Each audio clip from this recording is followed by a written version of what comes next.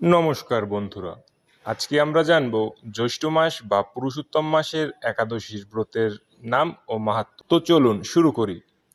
শুরু করার আগে একটাই কথা, আমাদের ইউটিউব চ্যানেলটি যারা এখনও সাবস্ক্রাইব করেননি তারা দ্রুত আমাদের ইউটিউব চ্যানেলটি সাবস্ক্রাইব করুন এবং লাইক কমেন্ট করে আমাদের পাশে থাকুন। তো চলুন শুরু করি। পুরুষোত্তম মাস, অধিমাস কৃষ্ণপক্ষিয়া, করমা একাদশী, পদ্ম পুরাণ উল্লেখিত।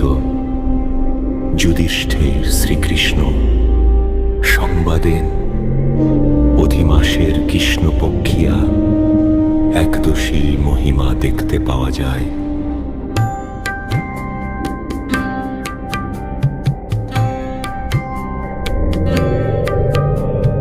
যুধিষ্ঠির মহারাজ শ্রীকৃষ্ণের নিকট প্রশ্ন করলেন অধিমাসে,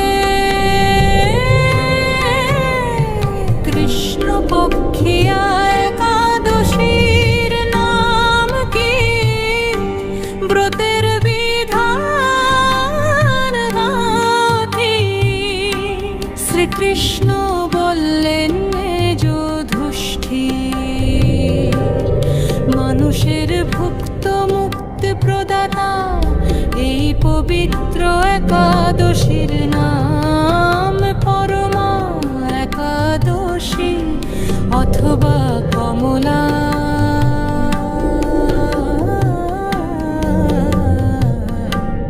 একাদশী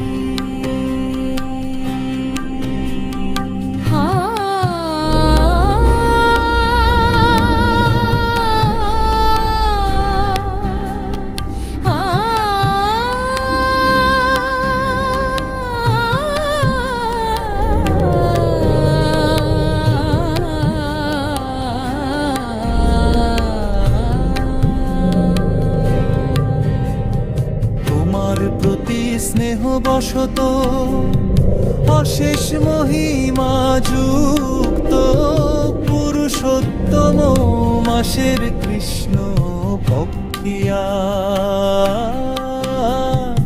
একাদশীর মহিমা। বলছি ব্রহ্ম মুহূর্তে শয্যা পরিত্যাগ পূর্ব যথাবিহিত স্নানাদিশের ভগবান শ্রী বিষ্ণুর প্রীতি কামনায় শ্রী ভগবানের নাম মন্ত্র জপ করতে হয়। গৃহেতে যে পরিমাণে জপ করবে নদী তীরে, তার দ্বিগুণ তদপেক্ষা গোষ্ঠে।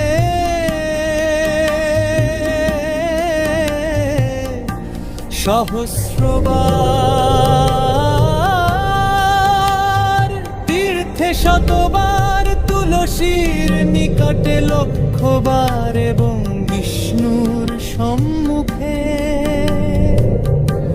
অসংখ্যবার জপ করতে হয়। অবন্তী নগরে বিশ্বকর্মা নামে এক সম্ভ্রান্ত ব্রাহ্মণ বাস করতেন। তার 5টি পুত্র ছিল, তাদের মধ্যে সর্বকনিষ্ঠ পুত্রের নাম জয় শর্মা। কোন দুষ্কর্ম করায় পিতা মাতা তাকে বাড়ি থেকে বহিষ্কৃত করে দে। কোন এক সময় ভ্রমণ করতে করতে এলাহাবাদে সে ত্রিবেণী সঙ্গমে স্নান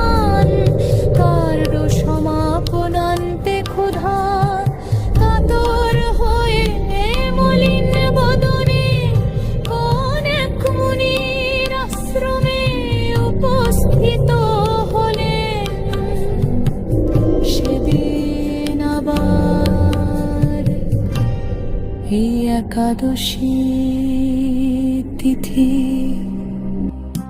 অনেক ভক্তবৃন্দ মুনি মুখপত্র বিগলিতে একাদশী মহিমা শ্রবণ করত ব্রত পালন করছেন। ওই ব্রাহ্মণ ব্রত পালন করে ব্রত কথা শুনলেন।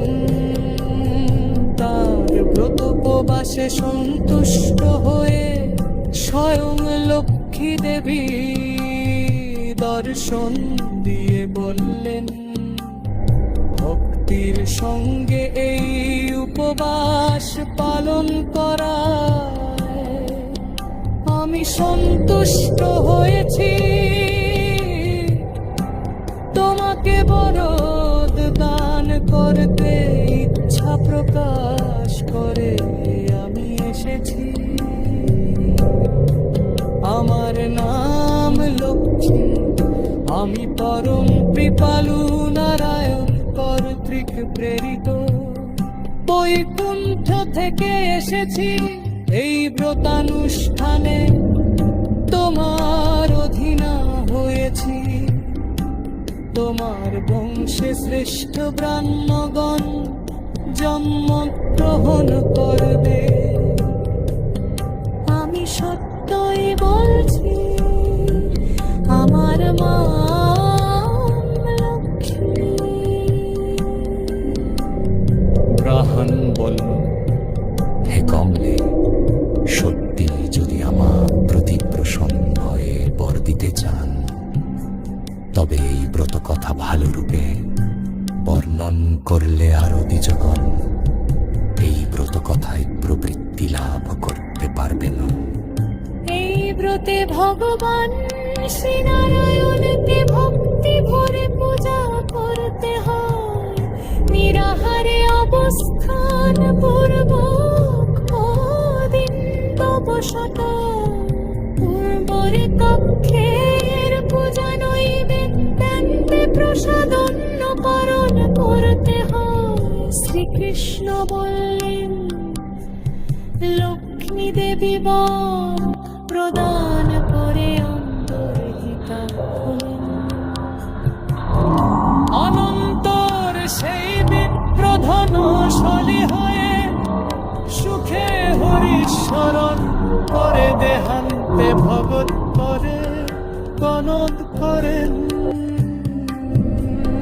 কামনার রাশি বলে গমন অম্ন হয়েছিলেন।